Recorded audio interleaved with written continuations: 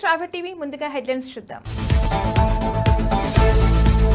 మందకృష్ణ మాదిగ త్యాగానికి నిలువెత్తు నిదర్శనం 30 ఏళ్ల ఎంఆర్పీఎస్ ఉద్యమం. హృదయంలో పవిత్రత లేకపోవడం వల్ల మానవ జీవితం దుఃఖాయమవుతుంది. సంగారెడ్డి జిల్లా కంది మండలంలో ఇసుక ఫిల్టర్ పై రెవెన్యూ అధికారుల దాడులు. కాంగ్రెస్ పార్టీ అన్ని వర్గాల ప్రజలను మోసం చేసిన అధికారంలోకి వచ్చిన కాంగ్రెస్ పార్టీ తెలంగాణ రాష్ట్ర బీఆర్ఎస్ పార్టీపై తెర.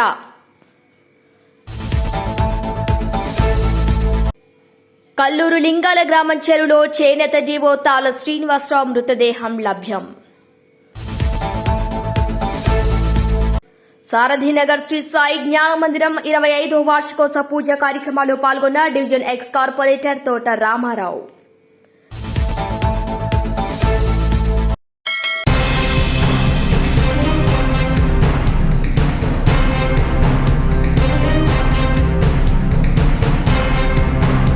కల్లూరు లింగాల గ్రామం చెరువులో చేనేత డిఓ తాళ్ల శ్రీనివాసరావు మృతదేహం లభ్యమైంది. ఆత్మహత్య లేక ప్రమాదవశాత్తు చెరువులో పడి చనిపోయాడా అన్న కోణంలో విచారణ చేపట్టారు కల్లూరు పోలీసులు. ఇక మృతుడు శ్రీనివాసరావు సిరిసిల్లలో చేనేత DO additional director in handlooms గా విధులు నిర్వహిస్తున్నట్టుగా తెలుస్తోంది. ఇక స్వస్థలం కల్లూరు మండలం లింగాల గ్రామంగా గుర్తించారు.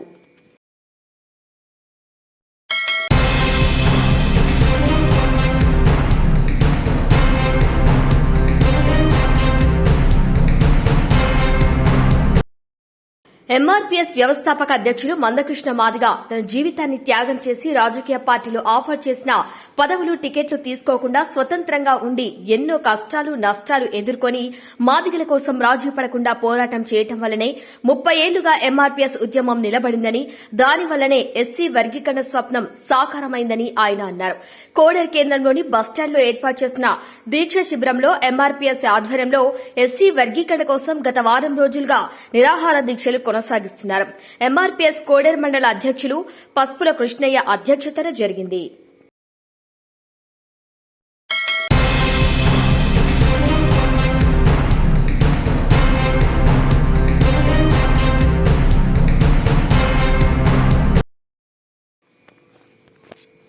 సంగారెడ్డి జిల్లాలో కాంగ్రెస్ పార్టీ ఆధ్వర్యంలో బీసీలకు 42% రిజర్వేషన్లు వర్గీకరణకు అసెంబ్లీ ఆమోదించినందుకు తెలంగాణ కాంగ్రెస్ ప్రభుత్వం సీఎం ముఖ్యమంత్రి రేవంత్ రెడ్డి చిత్రపటానికి పాలాభిషేకం చేశారు. కాంగ్రెస్ పార్టీ ఆధ్వర్యంలో సంబరాలు. బీసీలకు 42% రిజర్వేషన్ వర్గీకరణ అసెంబ్లీ ఆమోదించినందుకు గాను సంగారెడ్డిలోని కొత్త బస్టాండ్ ముందు బుధవారం కాంగ్రెస్ పార్టీ వారు సంబరాలు నిర్వహించారు. ముఖ్యమంత్రి రేవంత్ రెడ్డి చిత్రపటానికి పాలాభిషేకం చేశారు.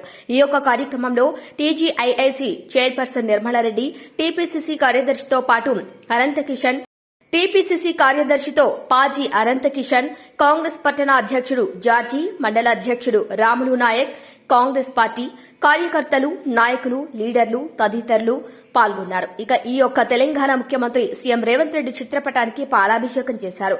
ఈ కార్యక్రమంలో పార్టీ నాయకులు తదితరులు పాల్గొన్నారు.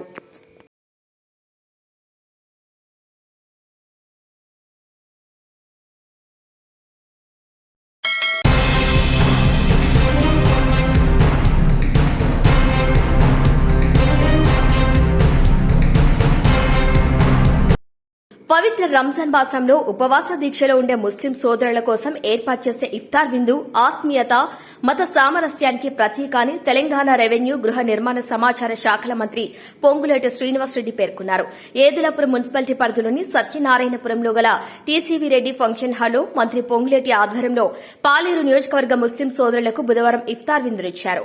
జిల్లా collector Muzammil Khan, police commissioner Sunil Dutt హాజరై ఈ ఇఫ్తార్ దావత్తో నియోజకవర్గంలోని సుమారు 1500 మందికి పైగా ముస్లిం సోదరులు, మత పెద్దలు పాల్గొన్నారు. ఈ సందర్భంగా మంత్రి పొంగులేటి మాట్లాడుతూ ముస్లిం సోదరులు రంజాన్ మాసమంతా భక్తి శ్రద్దలతో నిర్వహిస్తారన్నారు.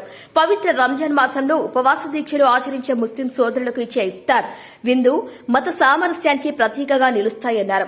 రంజాన్ పండుగ వారి జీవితాల్లో సుఖ సంతోషాన్ని నింపాలని ఆ అల్లాహ్ను కోరుకున్నట్టు మంత్రి తెలిపారు. ఈ కార్యక్రమంలో కాంగ్రెస్ పార్టీ రాష్ట్ర నాయకులు మద్దినేని బేబీ, స్వర్ణకుమారి, పాలేరు నియోజకవర్గ ఆత్మ కమిటీ చైర్మన్ చావా శివరామకృష్ణ, మద్దులపల్లి వ్యవసాయ మార్కెట్ కమిటీ చైర్మన్ బైరు హైనాథ్ బాబు, ఏదులాపురం మున్సిపల్ కమిషనర్ ఆల శ్రీనివాసరెడ్డి తదితరులు పాల్గొన్నారు.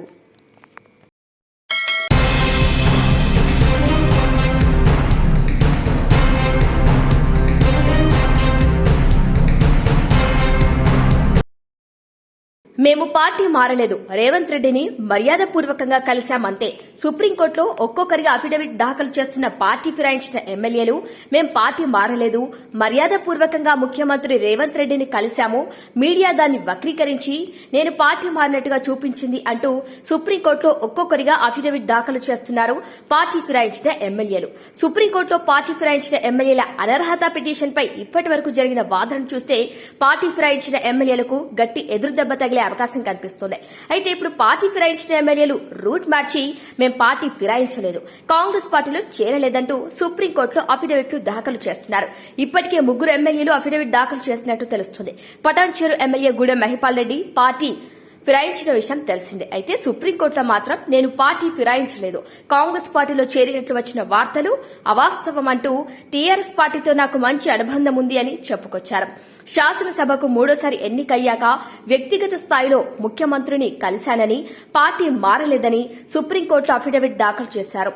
ఉమ్మడి మహబూబ్ నగర్ రంగారెడ్డి జిల్లాకి చెందిన ఎమ్మెల్యేలు సైతం ఈ విధంగానే సుప్రీంకోర్టులో అఫిడవిట్ దాఖలు చేసినట్టుగా తెలుస్తోంది. ఇక ఎమ్మెల్యేలు దాఖలు చేసిన ఈ అఫిడవిట్లపై సుప్రీంకోర్టు ఎలా స్పందిస్తుందో వేచి చూడాలి.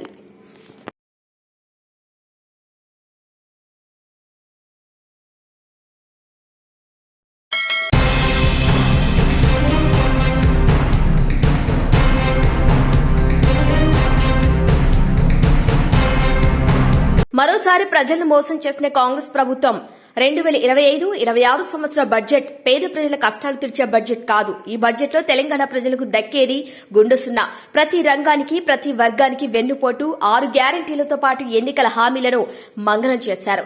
ఇక అన్ని వర్గాలను మోసం చేసిన బడ్జెట్ ఇది. 40% కమిషన్ల కాంగ్రెస్ బడ్జెట్ ఇచ్చిన మాట కాకుండా ఢిల్లీకి మూటలు పంపడం పైన దృష్టి పెట్టినట్టుగా ఉంది. ఇక ప్రజల కష్టాలపైన ధ్యాస లేని బడ్జెట్, ప్రజాధనాన్ని పంచిపెట్టే కుట్ర చేస్తున్న కాంగ్రెస్ పార్టీ ఆటో డ్రైవర్ నుంచి మొదలుకొని అన్నదాత దాకా అందరికీ మోసమే. ఇది $1 ట్రిలియన్ అప్పు దిశగా ఉన్న బడ్జెట్. ఈ ప్రజా వ్యతిరేక బడ్జెట్ ని తీవ్రంగా వ్యతిరేకిస్తున్నాం. తొండ ముదిరితేనే ఉసిరవెల్లి అవుతుంది, ఉసిరవెల్లి ముదిరితే రేవంత్ రెడ్డి అవుతుంది. ప్రభుత్వం అందమే సక్కగా లేదు, అందాల పోటీలు పెట్టేందుకు సిద్దమవుతుంది ఈ ప్రభుత్వం. రంకెలు కాదు రేవంత్ రెడ్డి అంకెలు ఎక్కడ పోయాయి? ఆకాశం నుంచి పాతాళానికి బడ్జెట్ పోతుంది. పరిపాలనకు చేతకాని ప్రభుత్వం ఈ కాంగ్రెస్ బడ్జెట్ లో 6 గ్యారెంటీలు గోవింద పాత్ర వేశారు. ఇక మహిళలకు 2500 ఏది, వృద్ధులకు 4000 పింఛనిచ్చిన హామీలపైన బడ్జెట్ లో ప్రస్తావించలేదు.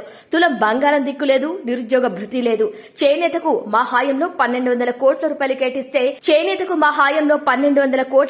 కేటాయిస్తే ఇవాళ చేనేత కార్మికులకు 300 కోట్లు కేటాయిస్తూ పరిమితం చేశారు.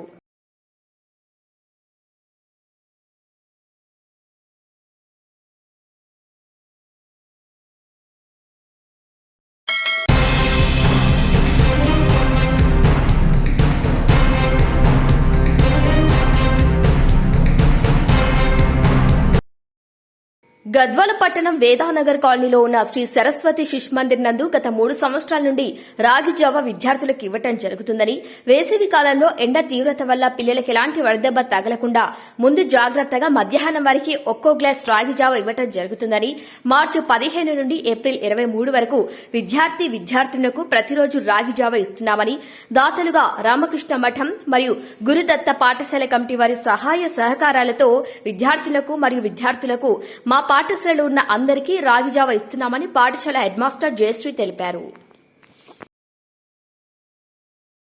అందరికీ ముందుగా నా నమస్కారం. నా పేరు ఇంకే జయశ్రీ గారు. శ్రీ సరస్వతి శిశు మందిర్ వేదానగర్ గద్వాల పాఠశాలలో నేను హెడ్ మాస్టర్గా ఉన్నాను. అయితే గత 3 సంవత్సరాలుగా మా పాఠశాలలో విద్యార్థులకు రాగి జావ వితరణ చేయడం జరుగుతున్నది. ఈ రాగి జావను శ్రీ రామకృష్ణ మఠం నుంచి మాకు అందజేయబడుతుంది. మిగతా సగాన్ని శ్రీ గురుసాయి సేవా సమితి సభ్యులు మరియు మా కమిటీ సభ్యులు ఇవ్వడం జరుగుతుంది. ప్రతి సంవత్సరం కూడా దగ్గర 250 మంది విద్యార్థులకు ఈ మార్చి 15 నుంచి ఏప్రిల్ 23 వరకు ఈ వితరణ కంటిన్యూగా జరుగుతుంది. కాబట్టి ముందుగా సభ్యులందరికీ మరియు అన్ని రామకృష్ణ మఠం వారికి మా స్కూల్ తరఫున హృదయపూర్వక ధన్యవాదాలు తెలియజేస్తున్నాను. ధన్యవాదాలు.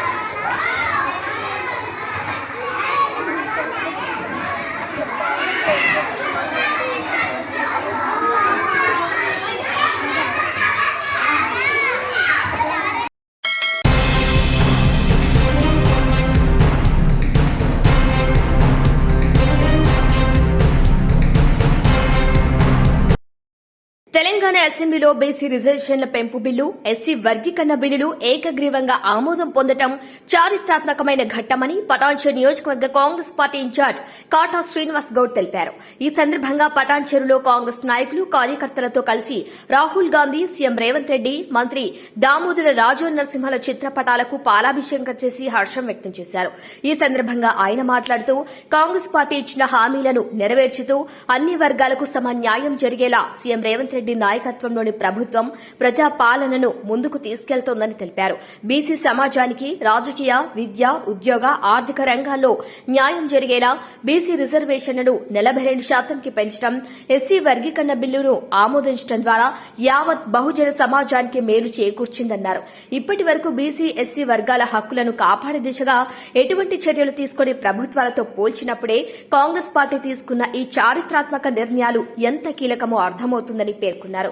సీఎం రేవంత్ రెడ్డి, మంత్రి దామోదర రాజనరసింహ ఈ చారిత్రాత్మక నిర్ణయాలతో ప్రత్యేక పాత్ర పోషించారని, ఈ నిర్ణయాలు దేశానికి ఆదర్శంగా నిలుస్తాయని, రాహుల్ గాంధీ నాయకత్వంలోని కాంగ్రెస్ పార్టీ మాటలు కాదు చేతలతో చూపే పార్టీ అని మరోసారి నిరూపించుకుందని తెలిపారు. ఈ చారిత్రాత్మక నిర్ణయాలకు సహకరించిన ప్రతి ఒక్కరికి పటాన్చెరు నియోజకవర్గ కాంగ్రెస్ పార్టీ తరపున కృతజ్ఞతలు తెలియజేస్తున్నట్లు కాటా శ్రీనివాస్ గౌడ్ పేర్కొన్నారు.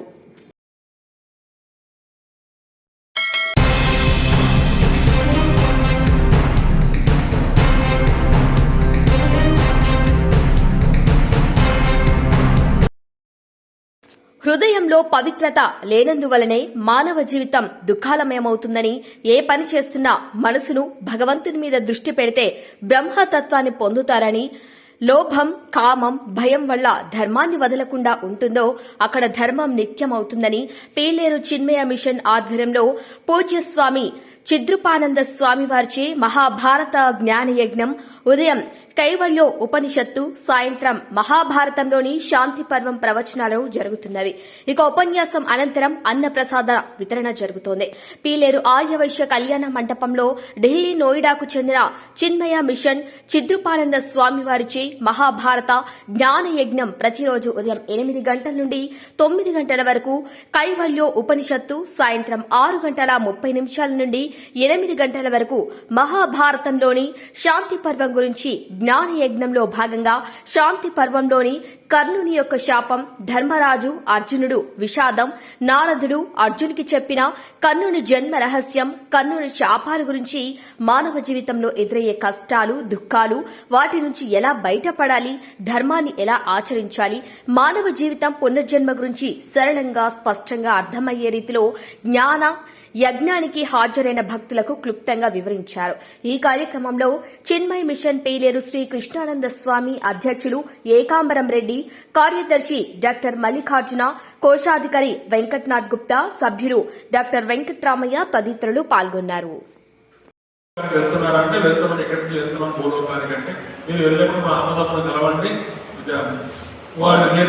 బాధపడుతున్నారు కాబట్టి వాళ్ళకి ఒకటే చోట కూర్చుని ఆ కామ్యక వనము, ఉద్వైత వనము ఇలాంటి వనాలను కూర్చొని దుఃఖించే బదులు వాళ్ళందరినీ కూడా ఒకసారి మీరు తీర్థయాత్రలు తీసుకెళ్ళండి అంటాడు అర్జునుడు. ఎప్పుడో అజ్ఞాతవాసానికి ముందు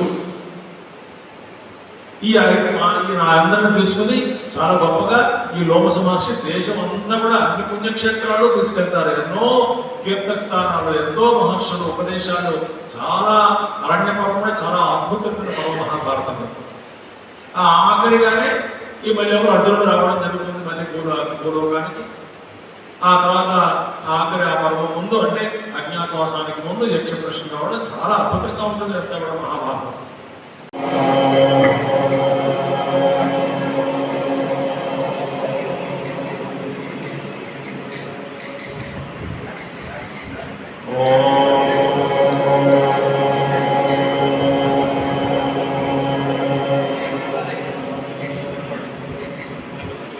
మీ అందరికీ ధ్యాన శ్లోకాలు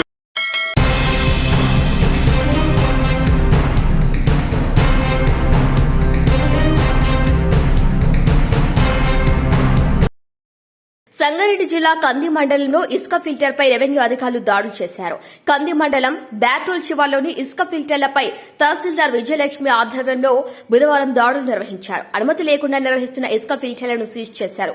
ఇసుకను కృత్రిమంగా తయారు చేస్తే కఠిన చర్యలు తీసుకుంటామని హెచ్చరించారు. ఈ యొక్క కార్యక్రమంలో రెవెన్యూ అధికారులు పాల్గొన్నారు.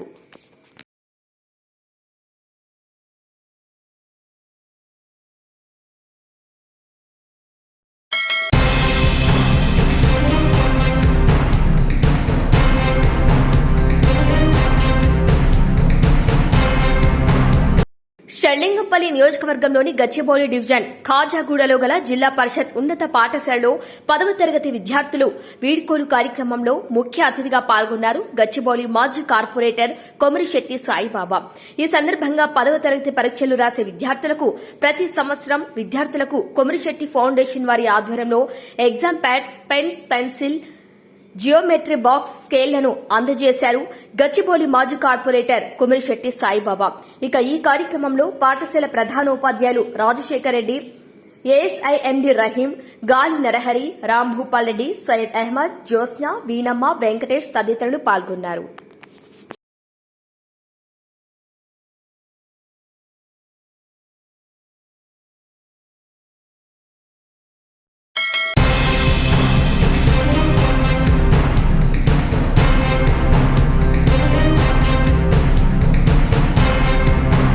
సంగారెడ్డి జిల్లా ఆందోళన నియోజకవర్గంలో మునిపల్లి మండలంలో కాంగ్రెస్ పార్టీ ఆధ్వర్యంలో అసెంబ్లీ ఎస్సీ వర్గీకరణ బిల్లు, అదేవిధంగా బీసీ రిజర్వేషన్ 42% బిల్లును ఆమోదించినందుకు ముఖ్యమంత్రి రేవంత్ రెడ్డి, తెలంగాణ రాష్ట వైద్య ఆరోగ్య శాఖ మంత్రివర్యులు దామోదర రాజా నరసింహ వారికి పాలాభిషేకం చేసి కృతజ్ఞతలు తెలియజేయడం జరిగింది. కాంగ్రెస్ పార్టీ నాయకులు, కార్యకర్తలు పాలాభిషేకం చేశారు. ఈ సందర్భంగా Congress party AMC Rayakot market committee chairman మంత్రులు సుధాకర్ రెడ్డి, మునిపల్లి మండల అధ్యక్షులు పిల్లోడి సతీష్ మాట్లాడుతూ ఆయన ప్రజాప్రభుత్వం ఏర్పడగానే తెలంగాణ రాష్ట ముఖ్యమంత్రి సీఎం రేవంత్ రెడ్డి, తెలంగాణ రాష్ట వైద్య ఆరోగ్య శాఖ మంత్రి దామోదర రాజా నరసింహ అత్యున్నత నేస్థానం సుప్రీంకోర్టు మెప్పించి ఎస్సీ వర్గీకరణ సాధించడం జరిగింది. అలాగే రాష్ట్రంలో కులగణన జరగాలి, బీసీల వాటా ఎంతుండాలి అని, వర్గాలకు సామాజిక న్యాయం జరగాలని, ఈ బిల్లు వల్ల బీసీలకు ఉద్యోగ ఉపాధి రంగాల్లో న్యాయం జరుగుతుందని వ్యక్తం చేశారు. ఈ యొక్క కార్యక్రమంలో కాంగ్రెస్ పార్టీ మాజీ ఎంపీపీ రామరెడ్డి, సీనియర్ నాయకులు Sangameshwar, Abhyandar Nagesh, Vithalreddy, Narasaiah, AMC director Mahesh, Kuruma, social media coordinator Prashant, Congress party కార్యకర్తలు తదితరులు నాయకులు పాల్గొని సీఎం రేవంత్ రెడ్డి, దామోదర రాజా నరసింహ ఫోటోలకు పాలాభిషేకం చేశారు.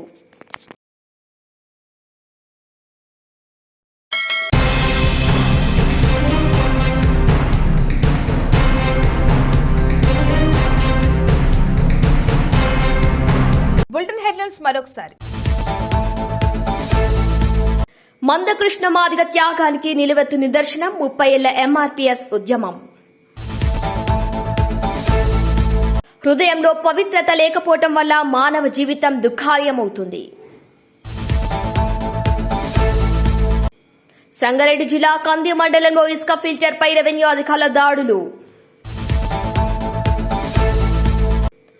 కాంగ్రెస్ పార్టీ అన్ని వర్గాల ప్రజలను మోసం చేసిన అధికారంలోకి వచ్చిన కాంగ్రెస్ పార్టీ, తెలంగాణ రాష్ట్ర బీఆర్ఎస్ పార్టీపై తెర.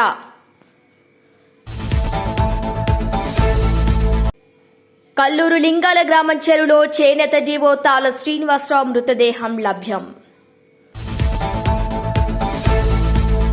సారథినగర్ శ్రీ సాయి జ్ఞాన మందిరం 25వ వార్షికోత్సవ పూజ కార్యక్రమాల్లో పాల్గొన్న డివిజన్ ఎక్స్ కార్పొరేటర్ తోట రామారావు.